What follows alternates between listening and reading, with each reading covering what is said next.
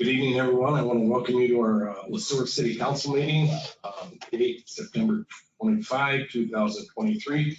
At this time, we'll call the meeting to order and begin with the Pledge of Allegiance. I pledge allegiance to the flag of the United States of America and to the republic for which it stands, one nation, under God, indivisible, with liberty and justice for all. Council members, you received your packets over the weekend. You also got an electronic copy of tonight's agenda. At this time, I would entertain any motions to approve tonight's agenda. Second. Councilmember Sullivan, seconded by Councilmember Swanberg. Any discussion, comments, or concerns? If not, all those in favor? Anybody opposed? The ayes have it. Consent agenda. All items on the consent agenda are considered routine, have been made available to the City Council at least 2 days in advance of the meeting. These items will be enacted in one motion. There will be no separate discussion of these items unless a council member or citizen so requests, in which event these items will be removed from the agenda and considered in normal sequence. So with that said, City Administrator Mr. Wilby, do you want to go through those with us, please? I would. Thank you, Mr. Mayor, members of council.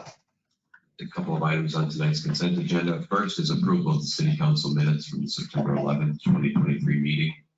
Second, approve disbursements through today, September 25th, 2023. There are no items above $25,000 on this round of disbursements.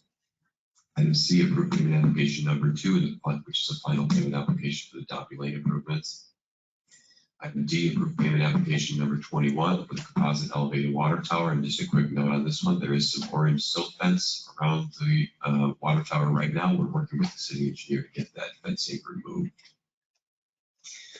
Item E, personnel action, the hiring of a Zamboni driver. We are still actively recruiting for additional Zamboni drivers. Item F, approve the Lions Club request. That's for the use of the city-owned parking lot on the north side of Bridge Street, near the 2nd Street intersection to sell Christmas trees. They've used this parking lot for the last number of years to sell Christmas trees, and they've made a similar request for this year. That's all we have. Thank you. Any questions for our city administrator regarding any of these items? If not, I will entertain a motion to approve tonight's consent agenda. Councilmember Williams, thank you. Second. Seconded by Councilmember Tui. Any discussion, comments, or concerns? If not, all those in favor? Aye. Anybody opposed? The ayes have it. Thank you. Public comment. Do we have anybody who's signed in with public comment? Hey, Mr. Mayor, I suspect we do. And And they may be related to item 7A on the regular agenda. you want to hold off on public comment? I would recommend that we, Are they both for item 7A or are they regarding? Ms. Mansky and Mr. Winters. Thank you. I think what you're here for, so we can hold off and allow you to speak right during that subject, if that's okay. So with that said, we have no other public comment, and that takes us to the city administrator update. Thank you, Mr. Mayor. Bear with me one moment here.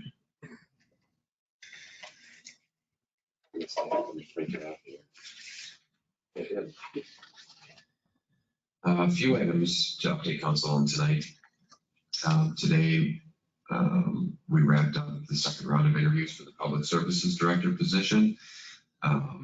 We interviewed 3 candidates today, and we expanded our interview panel today. So it was HR Director Lawrence, Director Graff, Interim Water Wastewater Manager Pete Burns, Electric Manager Justin Anderson, and Public Works Manager Joel Schmidt. We'll be doing some scoring over the next couple of days, and we'll have a recommendation to City Council at their October 9th meeting for the hiring of a Public Services Director. Just another reminder that October 14th is a Saturday from 10 a.m. to noon at the Middle School High School Auditorium and Media Center is the Future of the City Forum. Zoning Administrator Nielsen and I had a meeting earlier this week, it was late last week, with Planning Commission Chair Groveman and Vice Chair Terry Johnson to discuss the Planning for the Future of the City Forum. It'll start off with a half-an-hour introduction and then a sharing of the survey results. So the Planning Commission puts out an annual survey to the community. Survey results will be shared at the introduction, and then we'll move to breakout sessions. In the media center, breakout sessions will include topics such as public works, streets and parks, public safety, economic development.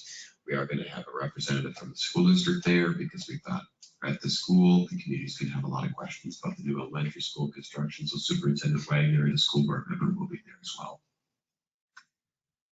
The commission met last Thursday to discuss principally the items that will be on agenda item 7A tonight, the proposed apartments at 2nd Ferry Street. Airport Commission. Airport Commission will be holding a special meeting October 4th to discuss the use of capital dollars. The Veterans Memorial Task Force will be meeting with city staff this Thursday, September 28th, to discuss next steps of planning. The Veterans Memorial Task Force is still doing fundraising for that, and members of the public can see City Hall staff or members of the Veterans Task Force for details. Charter Commission met last Monday. Charter Commission meets once a year. So everyone look forward to it. Is that right, Mr. Sommer? It's exciting. Yes. Once a year to discuss items on the city charter. No material items of note. However, there was a question on the filling of vacancies on the Charter Commission. The commission currently has 3 vacancies due to resignations in the last couple of months. And we're doing a little bit of discovery and research into placement of new members to the Charter Commission. And finally, longtime water wastewater operator Scott Ziggy Zebarth will be retiring at the end of this week. So we're going to get together with him and wave him off as he rides into the sunset. That's all I have for tonight. Thank you. Anybody have any questions for the city administrator regarding his update? If not, I'll take us into the regular agenda. And the only item we have on there is item 7A, that resolution R 2023-033 and R 2023-034, Tiller Place. Mr. Roby, you want to review this with us, please? Give us a little history on that. I want to thank you, Mr. Mayor, and members of council. In front of council tonight are 2 separate resolutions, both of which were recommended for approval by the Planning Commission at their last meeting last Thursday. And they involve a conditional use permit and site plan and a preliminary and final plat for Tiller Place, which is a 12-unit apartment complex to be constructed at northwest corner of Ferry and South 2nd Street. Commonly known as the south end of the mall parking lot, which is historically the parking lot itself was publicly owned. The city owned it until 2021, when ownership of that parcel was conveyed to the developers of the mall. The plat itself, the plat application would divide the current parking lot parcel into 2 separate parcels. Apologies for the spelling error there. 2 separate parcels, one for the apartment complex itself and one for the remainder of the parking lot. The plat, and the site plan would meet comprehensive plan guidelines for density and use, and also meet city code for building materials, construction, setback, and general engineering. Of note, the parking requirement. So parking requirement for multifamily is 2 stalls per unit. A 12-unit complex would require 24 at minimum. The plan here is for 28 stalls to be contained within lot 2, or the parcel that would be that would contain the apartment complex itself. Before I get into this long list of conditions, I just want to show up here. So this is, on the left is a rendering of what Tiller Place, the apartment complex, would look like when fully constructed. On the right And it's a little bit small and seemingly busy. You can see figures on the south end of the parking lot. And if you can see my cursor moving here, this rectangle in the southeast corner would be the complex itself. Setbacks are the required setbacks. The required setbacks in the downtown district are 0, so the apartment complex would effectively sit on the back of the curb. And then everything within the shaded area would effectively become that parcel associated with the apartment building itself. One thing that the Planning Commission advised or conditioned the approval of the plat and condition and site plan on, which is not reflected here, is that these westerly parking stalls here be removed from the plat and shifted to the north. And what the developers have, and some of them are here, again, they see tonight, they were here last Thursday, they can speak to this. But the Planning Commission provided instruction, guidance, that the plat and site plan remove these parking stalls, designate these as customer-only parking stalls, and that the final plat would reflect parking to the north here. The Planning Commission's concern was understandably that parking for businesses on the southern side of the mall, Corner Drug most notably, could be impacted by parking that's dedicated to apartment tenants. And so when the Planning Commission made the motion and voted to approve, the approval was contingent upon those parking stalls being moved up here to allow for open space along the western edge. How many parking spaces would that be? How How many were they recommending? dedicating? Yeah. Specifically? 8 for each business, correct? Thank you.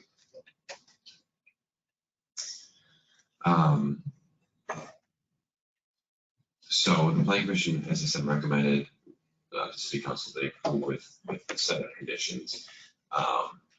And this is a laundry list here, and some of these are very common when we consider, like City Council is asked to consider the CUP, so trash must be maintained in a fashion consistent with city code.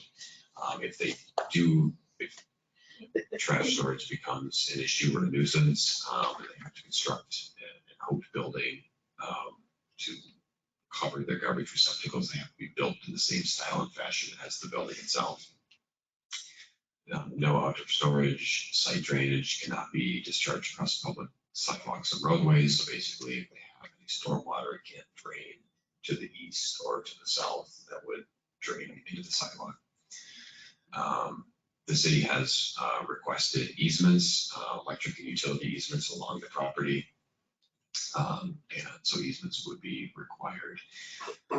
City engineer, public works, and the city attorney provided some feedback on engineering and some other things, which I think will be able to be worked out with the developer.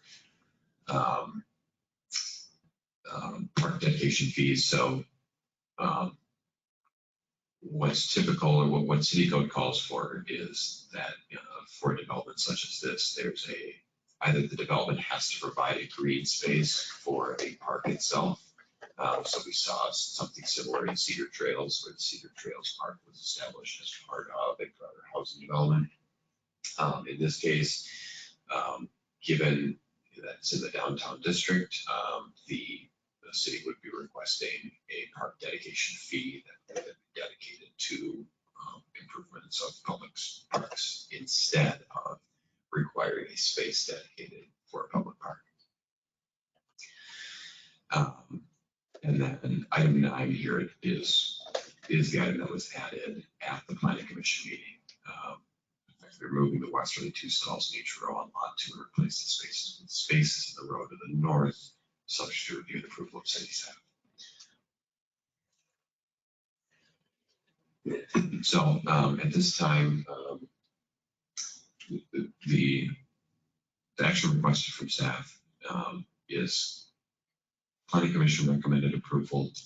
And so staff have brought forth the recommendation from planning commission to city council tonight, adoption of resolution 33 approving the conditional use permit and site plan with stated conditions, and resolution 34 approving the preliminary and final plat with stated conditions. Certainly take any questions. If the mayor or council is so inclined, there are members of the development team here. I'm just going to offer them up if they're willing to answer questions. And then we do have two members of the public who are here to speak on this. Okay, very good. Let me start with, anybody here have any questions before we ask anybody else to step up? I didn't see any, I read the thing, but I didn't see anything in there about tips. Am I correct in assuming that's not part of it? Correct. Okay. Thank you, that's a good question. And the market level apartments? Correct. Okay.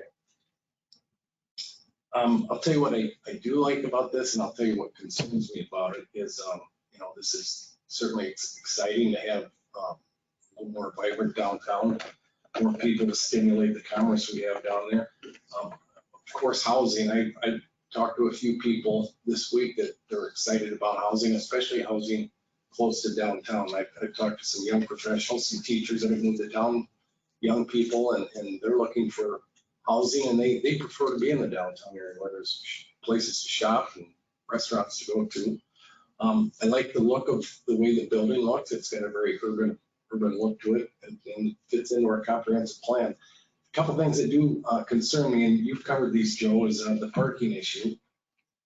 And you listed several expectations, if you don't mind going back to that. Several expectations of this housing, and there's quite a few there. My only concern is, are we going to be able to enforce these? Sometimes we have, challenges enforcing people that own homes in this city to, keep their places up and keep them looking nice. I mean, is this something, are we going to be able to enforce these expectations? That's my biggest concern.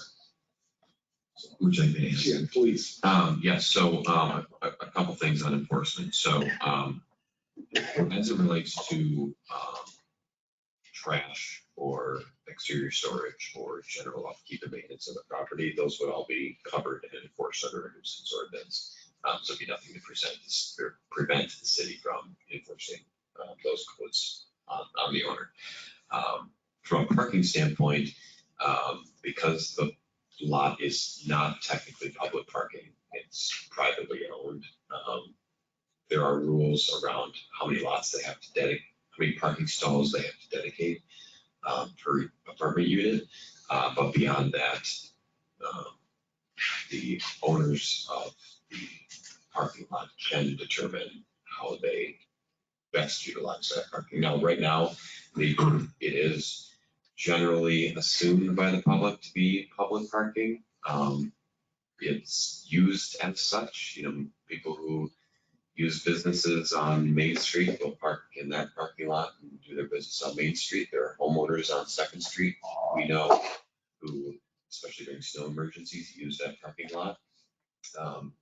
And it's overflow from the city-owned parking lot in the library, or overflow from the Pizza Ranch parking lot, which is also city-owned. But it's not technically public parking, and so the owners do have the ability to do things like they proposed here, where they can mark individual spots for customer parking only. And the public does generally, because there's vacancy in that lot, can use it, have been afforded the ability to use it as public parking to date. And again, back to parking, I know Tiller has made it very clear they want to be sure that their tenants have plenty of parking. I just want to be sure we keep our business tenants in mind, and they've got commerce they're trying to produce, and we don't want to forget about their needs, and especially proximity with a lot of the tenants. We want to make sure that they some of their elderly customers are able to get in and have close parking. So I guess with that, we can entertain any comments. Dale, would you like to go first, or Dana? Sure, I would. Did I understand you right for this? You want to step up here, Dale? No introduction needed. We all know who you are. Yeah, well, then I understand you correctly for this apartment, you're requiring 28 spots of parking. I'm sorry. Say that again. For this apartment building, you were requiring 28 spots. It would have been minimum of 24. Okay, minimum of 24. So that's 24 spots. You have 17 apartments above the mall. How many spots are you requiring for that? There would have been 34 required. So 34 and 24 is 54. There's 72 spots in that parking lot total. Leaves no parking for customers. Is, am I correct to understand, is Tiller going to provide some signage at all for customer parking? I'll invite Mr. Graham. Before we do it, Dale, I want you to finish, please. Well, my concern is there's no parking for customers. I made it clear several times to the people that are in charge of the apartments. Their tenants were parking right in front of my store. And I had 80-year-old people that had walked across the parking lot in the middle of winter when it's all ice. Which isn't right. And it also has cut down on my sales. And if it continues to cut down on my sales, we Sueur will not have a hardware store.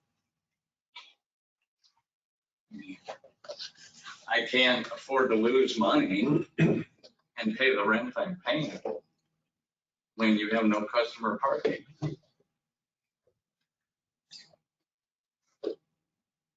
I mean, that's, Dale, is there a magic number of customer spots you'd like to have? well, in one day, the spots that are in front of my store right now will be full most of the time, which is probably 20 spots.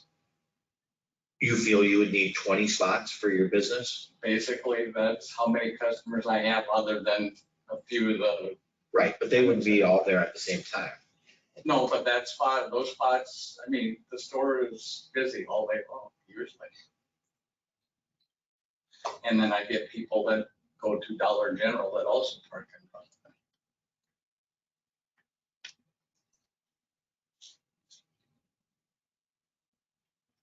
them. Anything else, Dale?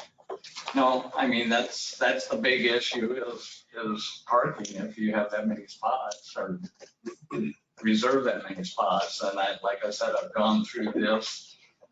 Trash is another thing.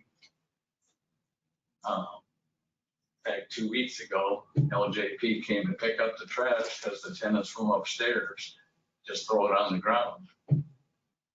And it was high as the dumpster. And LJP dumped the dumpster. He put the dumpster back down. We walked out there and said, we'll help you fill this back up so we can get rid of this trash. And some of that had been there for 2 or 3 weeks. And I had to go change clothes when they got done because I smelled so bad. And we watch some of the tenants all day long, and they come out and open the gate to the dumpster. And they'll look around and they'll just, if they don't see anybody, they dump their trash on the ground. Dale, thank you. I appreciate you sharing that with us. I've known you a long time. You've shared your challenges with me a lot in the past. I've listened a lot. I feel for you. I want to see if this is done right, if it does go through. And I want to make sure that you're compensated the space you need down there to conduct business. Thank you. Thank you. Dina, were you gonna speak at all? Thank you.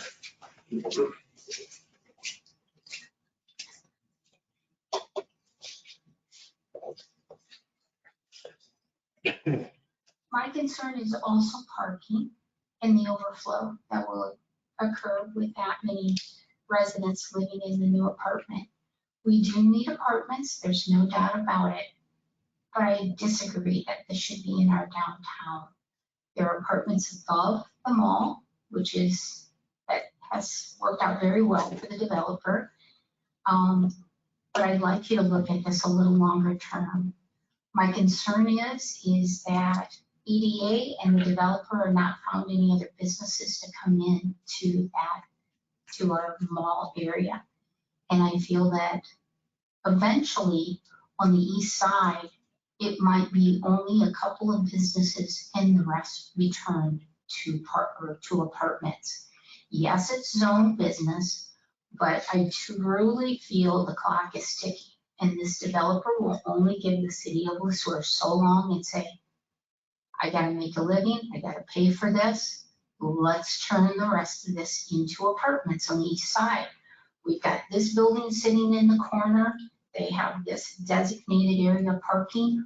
We've divided off the parking lot into 2 zones. Let's get this filled because you said in your comprehensive plan that you needed more apartments. We can provide that. My fear is that building is going to become predominantly an apartment building and not for businesses any longer. My other concern is with this new building there, that a possible new business coming in would be discouraged from going on that east side where the parking is, you can park, you can walk in, and it's handicap accessible. The new side on the west side is, but they do have to walk further to come up there. And what's very interesting is with even watching the traffic moving in the downtown area, because I'm at the furniture store and we have many interesting stories about semis backing up, parking in wrong areas. 2 weeks ago, we even had someone park diagonally on Ferry Street.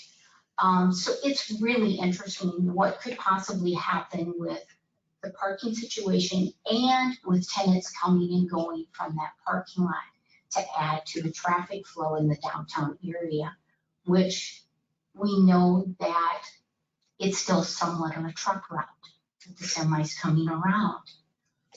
The other concern that I do have is this building going to be subject to real estate taxes? Tiller and Maine, their taxes were waived for many years. Are the rest of us taxpayers going to be picking up their water, their sewer, those hookups, those kinds of things? Are they going to pay for those? Even the water coming off the top of the buildings being put out into the sewer lines, like the rest of us on Old Main Street. And those types of things, if they have to tear up 2nd Street and Ferry Street for a while to bring those utilities in on that side. So those are concerns that I've watched, I've seen Sueur, I've lived here for over 40 years. Opening up the Main Street again has been a wonderful thing for all of us, especially the businesses on South Main Street. We've seen a lot more traffic moving back and forth, people commenting, oh, we can see you, those types of things. It's been wonderful. And we corrected what I felt was a mistake from the first day that I moved here 40 some years ago and cleaned that area all up. We look very viable to someone that might want to bring a business here. We look very viable for someone wanting to bring their family here, those types of things. What I'm concerned about is that building goes in a few years, we might see garbage laying around. We might have problems with parking, those types of things. Now we've got problems again that I'm not going to be here 40 years to wait for that. So that's my concern about it. We've really started to beautify the downtown area to look more attractive as for business. And that's what we all want, is for businesses to move here.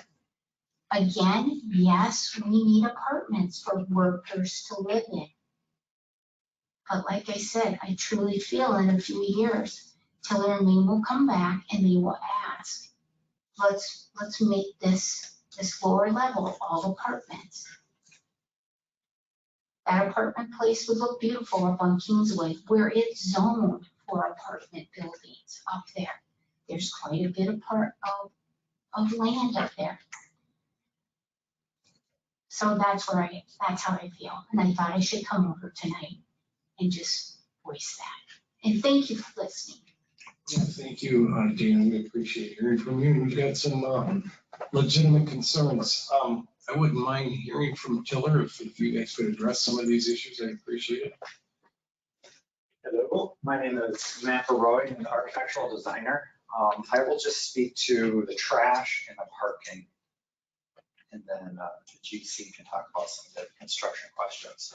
As far as trash, the biggest issue we had recently with that is the management company had a bit of a restaffing over the last couple months, and about half of their staff left.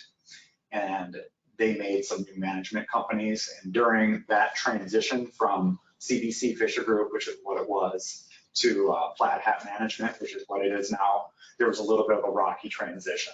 So there was some questions about the trash removal and stuff, and if you saw any issues with that, it was because they didn't have those contracts in order. Now they are, so trash should be taken care of. We are having that picked up, I believe, 2 times a week right now. And using the same company, we can go up to 5 times a week. So if we find it's not enough, we can come 3, 4, 5 times a week.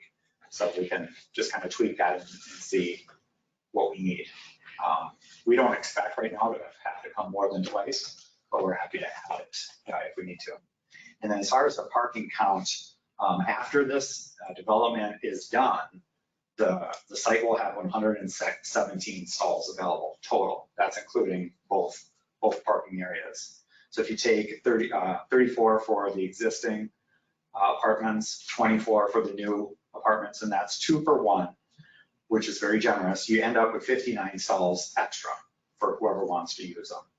We do not expect every one of these units to have 2 cars. It's just not what you see. A lot of times people don't even have one. St. Peter, a lot of times now, there's a little bit more of a walking there with Gustavus close by, but it's rare that someone in these type of apartments would actually have 2 vehicles. But it does happen. So, I mean, we're hoping that 59, I mean, that's above and beyond what the city requires. So should be enough to handle. And also the ones that are right by the corner drugstore, those 8 are intended to be signed. So they'll say, customer parking only. So if we do have any problems with people that are in the apartments using them, we can make sure to take care of that if that does become an issue. And we can even take care of the issue of, I mean, if we're seeing that too many people are parking from the hardware store, we can, as a management group, try to get that addressed as well and request that people park further away or sign it as well. That is an option. So. Matt, is your engineering plan, does it include resurfacing that parking lot at all? Only in the areas right now that are going to be affected by the construction. So the rest of the maintenance will happen over time, but just, it's kind of chunks at a time. So this is about a third of it that'll get taken now. It's in very poor shape. Almost unsafe. Yeah, I know what you mean. I'll bring that back to the group though and put that comment in. If that impacts some of your parking spaces, impacts the availability, because people won't park in those areas where those potholes are big enough to Sure. take out the traffic. Sure. Go ahead, Dale. You've had your opportunity, but we're going to give you. Well, I just want to, Go ahead. I just want to ask how you're going to get the next spot, extra spot. How we're gonna get them? Yeah. That's what's left over. There's 117 minus 58 equals 59. Well, I counted 72 spots in there now, I'm going to get 100. There's more than that. I mean, according to the engineering plan, that what fits. Did you go out and count like that's? Yeah, so that you can get, when it's completely full, you can get 117 in there. And that's including Files for the 80. That's not removing the alleyway. All right, Matt, thank you. Dale, thank you. Yeah, good questions. I want to keep this in order, so. Anybody else from Tiller? Speak.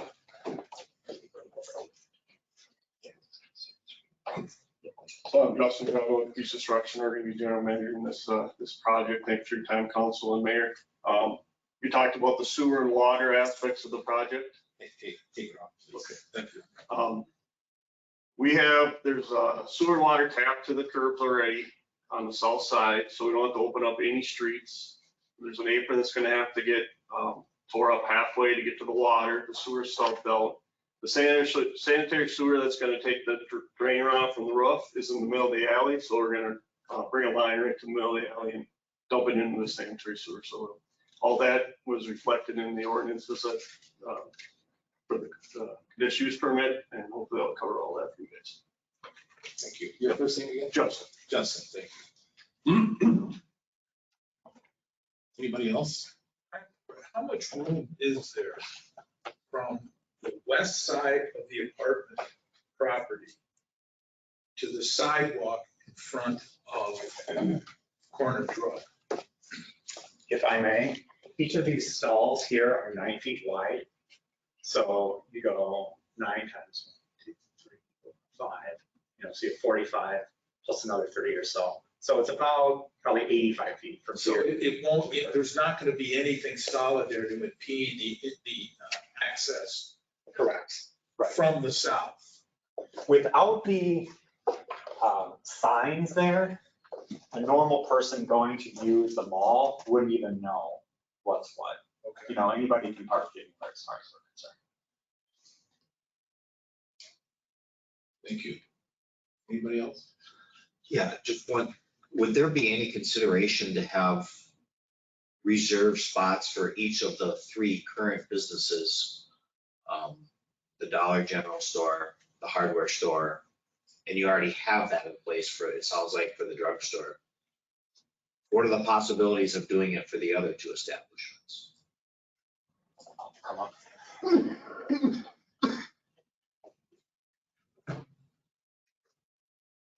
Kind of shooting from the hip because the question hasn't come up yet. I guess we're open if we really feel that will help.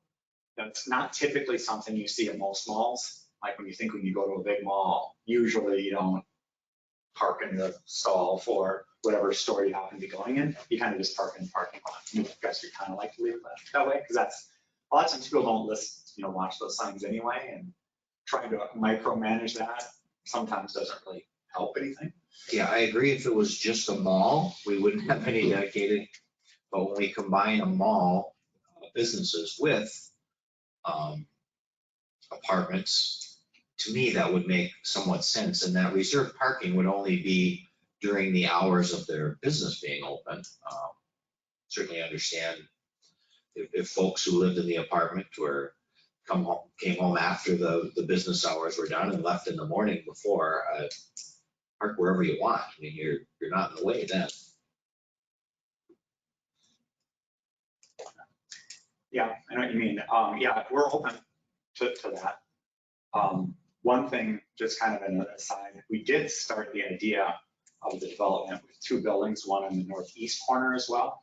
And that went away because Dollar General needs that for in and out of their trucks and stuff. So it went down to us. I would think that idea might be a little bit more appropriate if we did do what the woman there suggested, where we had more apartments and stuff in there. You don't plan to, where you really need to say, okay, we need to make sure that people aren't doing that. But yeah, I mean, if you feel like that would really be helpful, we're open to that. So long term, that second apartment building that's in the plan here is not on the books. Is that Correct. Then I'm just curious, if you were to take this thing and put it in the middle along Second Street, that would open up and everything in front of the businesses. You'd still have the apartment building there, put 12 and 12 on parking on either side. And you'd have the whole front of the mall for the businesses open. A couple things there. There is a curb cut there that we'd like to maintain. So putting it where you just suggested Yeah, I know it. would close that. And for two, you'd be putting it in front of somebody's business. In this case, it'd be in front of a hardware store more if you put it in the middle. So either way you put it, it would go in front of somebody's. They'd be moving closer to the Dollar General than the hardware store. Yeah, but I'm looking at it and taking it, rotating it, 90 degrees, so it's skinny against Second Street. Because it's a rectangle, right? It's not a It square. is, yeah. So you'd be putting it closer to the You put it, pharmacy? no, you put it where, along the back here, where you say you don't, because it's in a downtown, there's no. Sorry, can I see? I'm not. Yeah. If you were to put this, rotate it and put it right here so that this back is along here, like that, this would be skinnier away from the mall.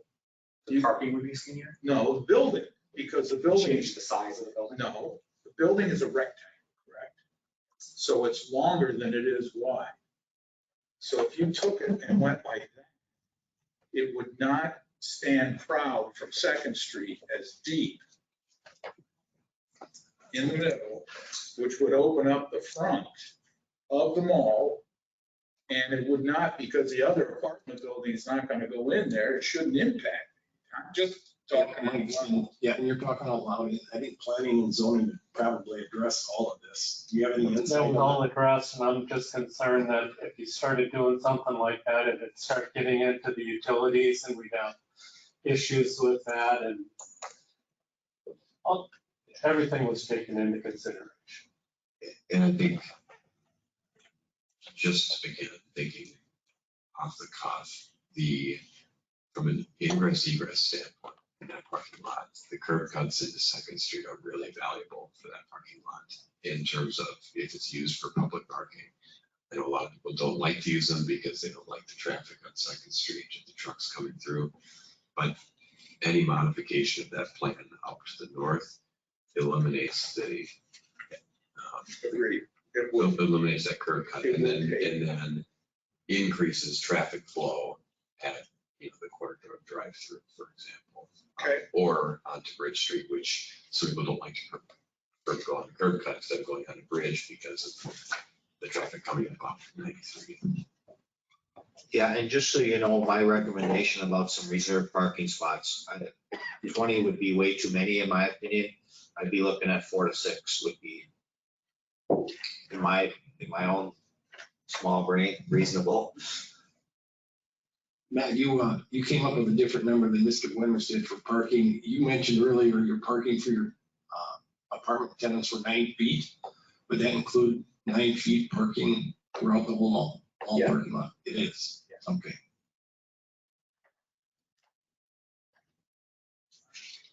Anything else? Anybody else?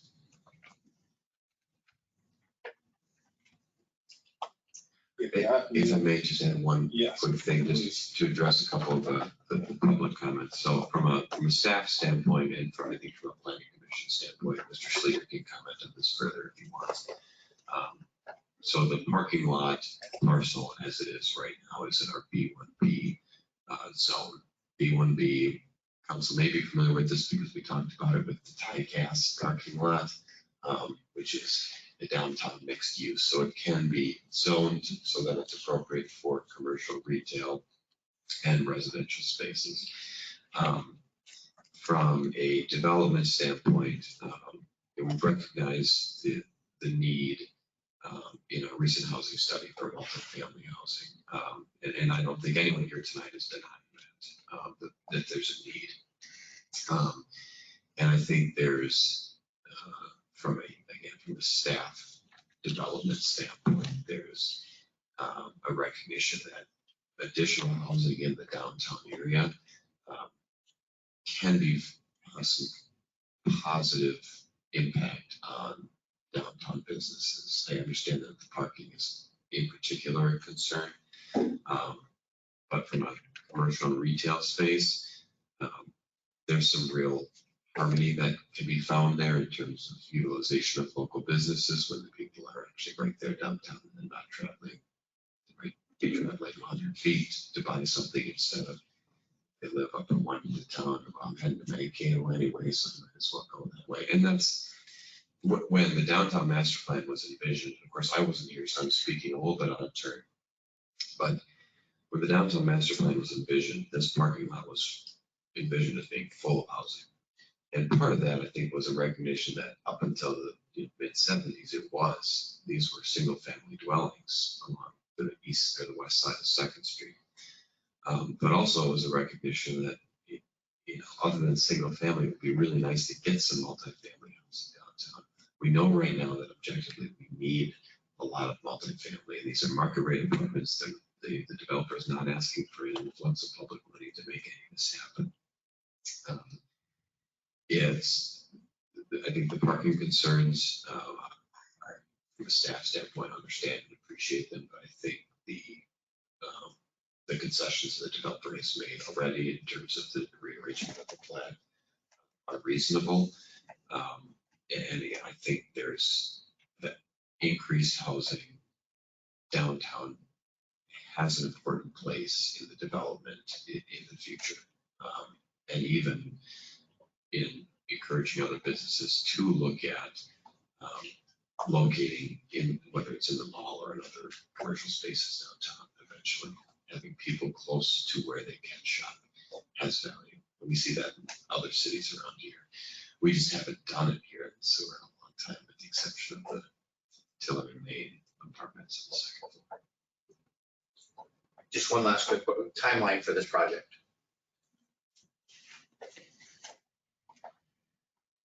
Thank you. Hi, I'm Nick Peach with Peach Construction.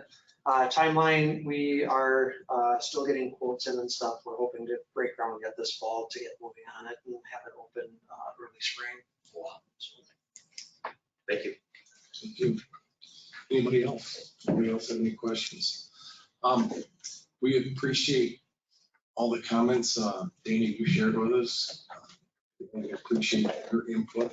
We appreciate hearing from Tiller Company also.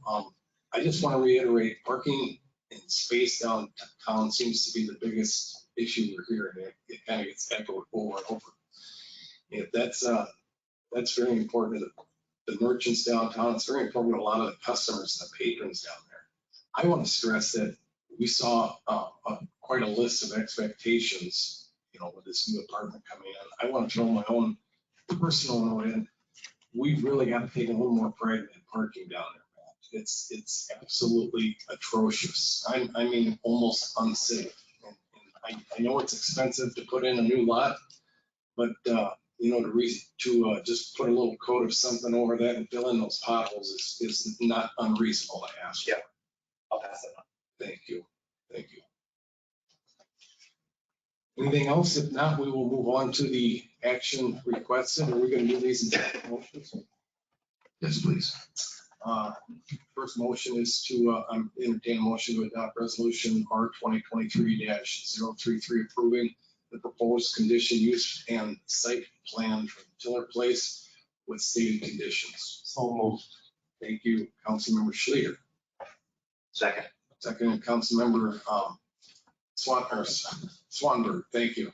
Any comments, concerns? If not, all those in favor? Aye. Anybody opposed? The ayes have it. Moving on to the second motion to accept resolution R 2023-034 approving the preliminary and final plat of Tiller Place addition with stated conditions. So moved. Councilmember Schleter, seconded by Councilmember Swanberg. All those in favor? Aye. Anybody opposed? The ayes have it. Thank you. Moving on to reports and items of appreciation. Council members, this is your opportunity to share with the cities, your commissions, any reports you want to share, any community activities. And as always, we'll start with Councilmember Huntington. I have nothing here. Thank you. Councilmember Schleter.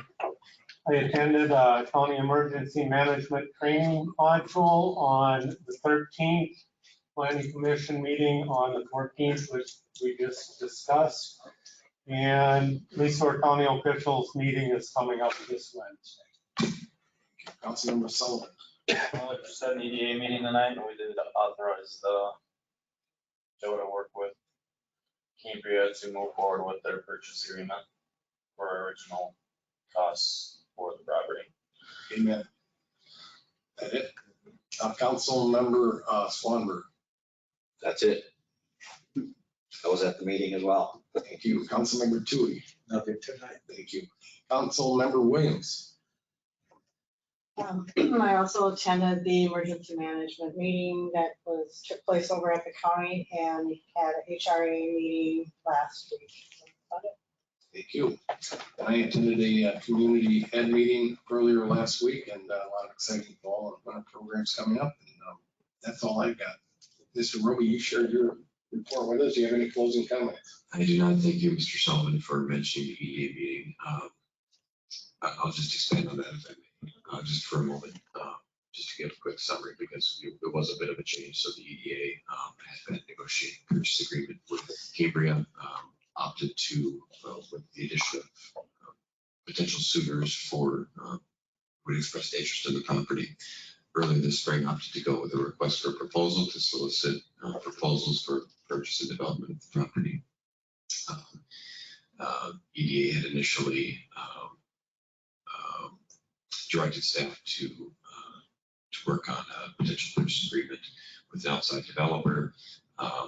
Tonight, the EDA took feedback and input from Cambria on their proposal for development of the EDA land along 169. And as Mr. Sullivan suggested, and have directed staff to re-enter negotiations with Cambria over the sale of that property. Thank you. I think we had a productive meeting tonight. This time I'll entertain a motion to dismiss. So moved. Thank you. All those in favor?